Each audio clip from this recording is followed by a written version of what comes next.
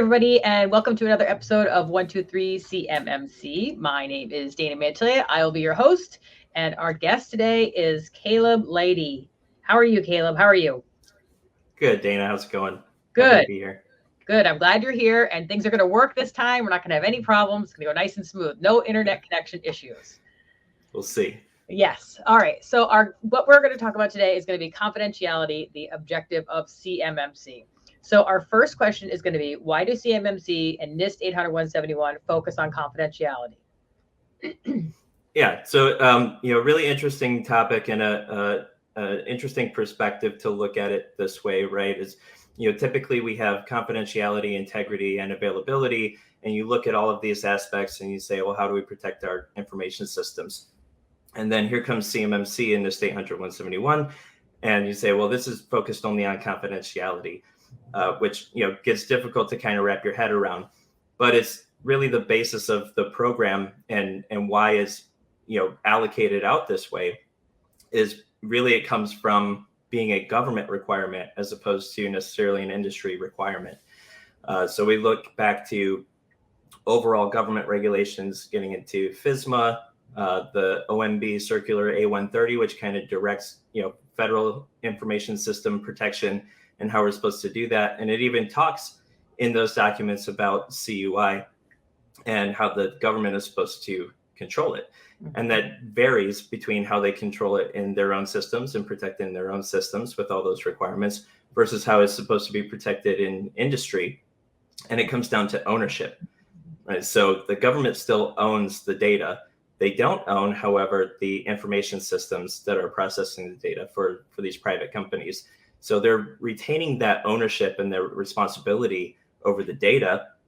And, confidentiality is the aspect that's the only thing they can really control. So as opposed to being an industry requirement that's being put on, the DIB and other members of industry, it's really a government requirement that the government is complying with. Mm-hmm. All right. So our next one is it difficult for cybersecurity professionals to focus on one security objective for a framework? It is very much so. And I hit on that a little bit in the opening there, is that it throws us off, right? We've folks in the cybersecurity industry, in security practices that have been here for a long time have ways. They say, this is an information security program. This is how we do it. We have to look at all three of these security objectives and make sure that we're getting into these, right? And when you look at the first version of CMMC 1.0, and you saw those extra requirements and some of the process requirements that were in there, I think DoD was attempting to make that easier in a way, right? They're bringing in some of those other aspects. For example, they had recovery, which is focused on availability, right? So these are things that the industry is both asking for and not asking for, right? They don't want more requirements, but just to be able to understand this landscape of here we're trying to protect information systems when really we're trying to protect information only. So it kind of leaves those other aspects out of the framework, and people that have been, at this for a long time and have preconceived notions of what an information security program is supposed to look like, have difficulty kind of scoping it down to just focus on confidentiality. That makes sense. That makes a lot of sense. All right. So moving into this, so NIST 800-171 encourages organizations to consider the full NIST 853 moderate impact baseline of controls to implement a comprehensive security program. Is this a requirement? Why or why not? So it is not a requirement. And it's interesting. I know you've had folks on the program before that have talked about NFO controls. And it's, a lot of discussion around that and 853. And kind of what I've been talking about today, right, is that it's not meant as a starting point for a cybersecurity program. The whole NIST 800-171 is really, kind of an overlay to a security program. So when we've heard folks talk in the past about what government expectations are and assumptions, it's not just those NFO controls necessarily, but it's everything. And you look at the 800-171 that almost begs you to go back and put a full security program in place, right? Consider everything, put a real program in place, and now we can come in and say, does this meet up to 800-171? And it's difficult if you're using that as a starting point, because there's a lot of things that should be in place already.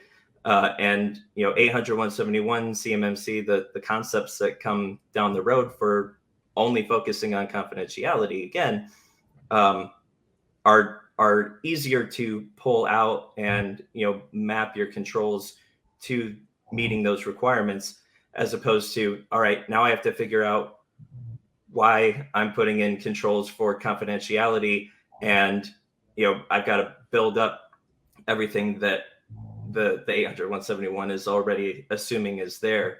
So it's difficult as a starting point, and I think that's where a lot of folks are at, is trying to start there as opposed to laying it on afterwards as a full security program and then seeing if they meet the requirements. All right, so moving into this. So why does NIST 800-171 outline requirements and CMMC outlines practices, while many compliance frameworks outline controls? This is a good one to explain to everybody. It is, very much so. And there's a lot of debate, right, over the semantics there, the verbiage, but it's very pointed. There's a specific purpose, and it is for this, that the 800-171, the CMMC are focused purely on confidentiality of information. And a lot of the controls that the requirements have been derived from, they don't even have the full controls in there, right? You do the mapping to the 853 and you look at it, and there's guidance there that's really good, but there's a lot of pieces that focus on integrity and availability, even within those controls. And I want to look at my notes here so I give accurate numbers. Yeah. But it's really interesting. So I went back to, I kind of looked at how are they deriving controls, and they say, they did the tailoring criteria and they put that out in Appendix C of the 800-171, and they show the ones that they have said are mapped to confidentiality, right? So I started taking a look into that, and I said, well, where do they, kind of lay out the confidentiality, integrity, and availability security objectives as related to the NIST 853? Because they're not in the 853 themselves. So we had to go to the CNSS 1253.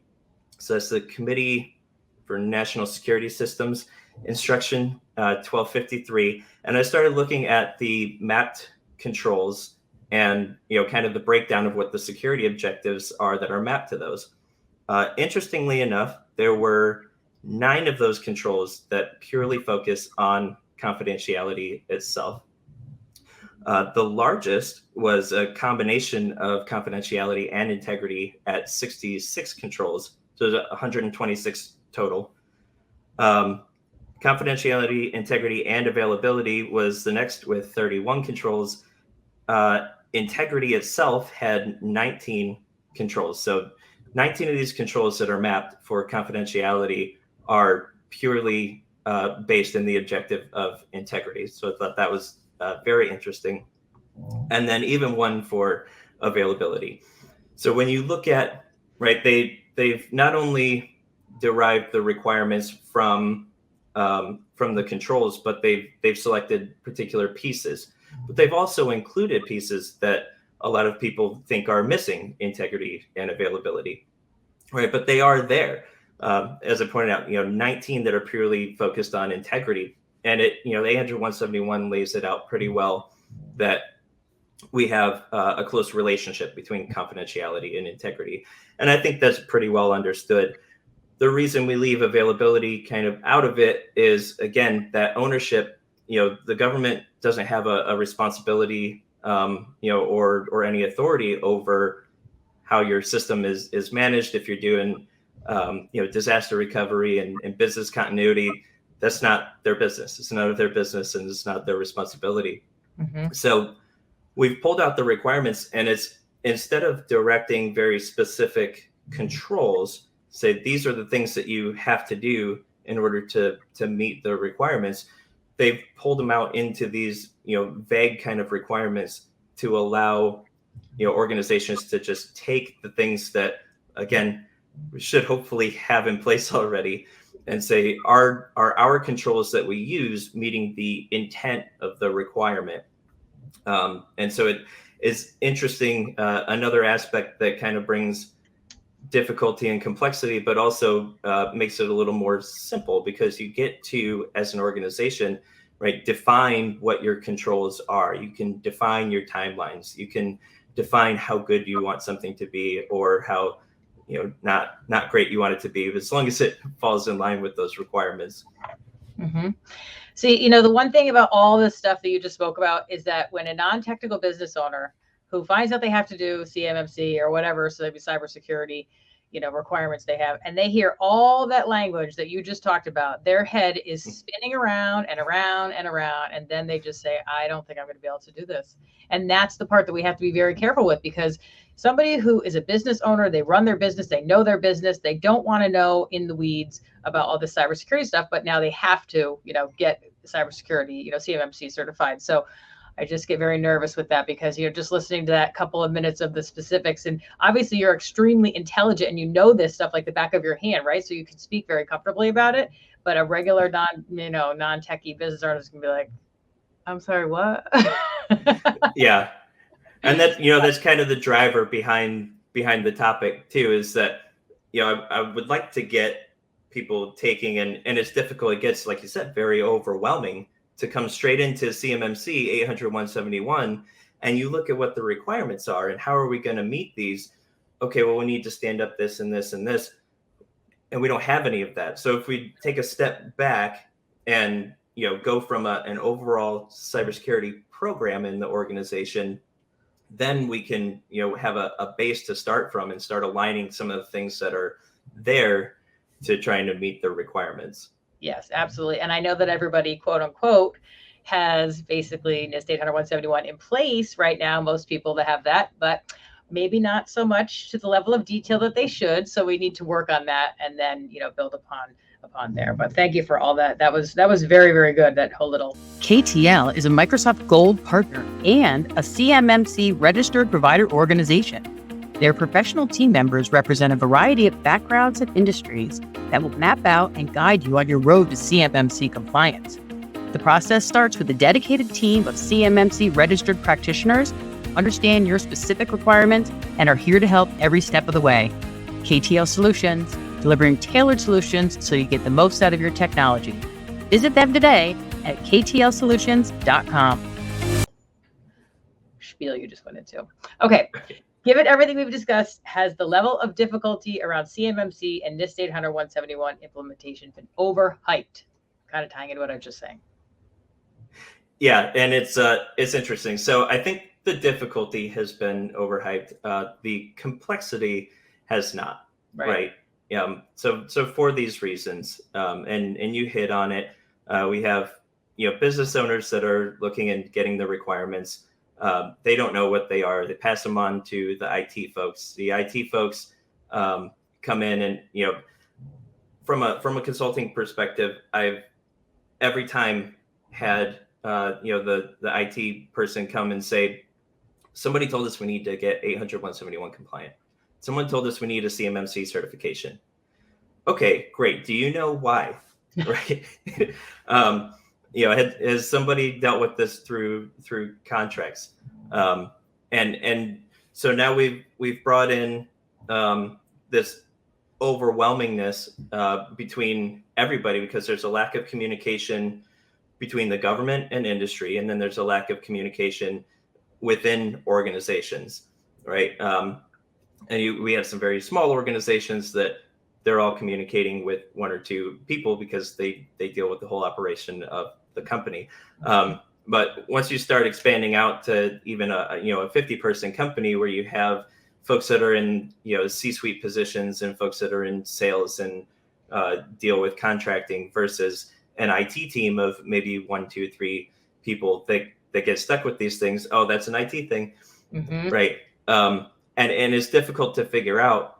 So we have the complexity of understanding the requirements to begin with, and then the added complexity, which I think has not gotten any better with new guidance from the CMMC side of things. The scoping guide came out, right, and that was I think more of a water muddying document than it was a clarity document as it was intended to be. And everybody kind of taking in upfront information as it comes and says, okay, I have to deal with this, I have to deal with this, I have to deal with this. What you said is right. I consider myself pretty well read on these topics, and I've read way too much about these topics. Right? But in doing so, there's a lot of good resources to kind of step back from the program, realize that it is a government requirement, right? It's just the government fulfilling their requirements to take responsibility over their data. And if they're handing it to you, you have to give them an assurance that you're not going to allow that data to get into the wrong hands or to have an unauthorized disclosure of that data. And so it's pushed a lot as a cybersecurity program, and we need to up our cybersecurity in the DIB, which we do, but this isn't the program to do it, right? We need more than just confidentiality of data to really start being secure. So stepping back, putting a cybersecurity program in place, and then assuring the government later that you can handle their data properly by meeting 800-171 CMMC requirements, I think could bring a little more clarity to the arena. And a little easier way to approach the whole thing. So, well, this was really, really good stuff. So is there anything else you want to throw out there before we go? I don't think so. I think I've said my piece, right? And again, I've read way too much on this stuff, but I would encourage everyone to go back, right? The 32 CFR Part 2002 on CUI, even FSMA and the OMB Circular A130 that give the government requirements. Start looking into those and understand why those requirements are coming the way that they are, and why we should approach it maybe a little bit differently than we have been. All right. Good stuff. Good starting points for people. Well, thank you very much, Caleb, for your time. Appreciate all your expertise with this. Absolutely. And thank you, everybody, for watching. And we hope to see you on the next episode of 123 CMMC. Until then, take care. Bye-bye.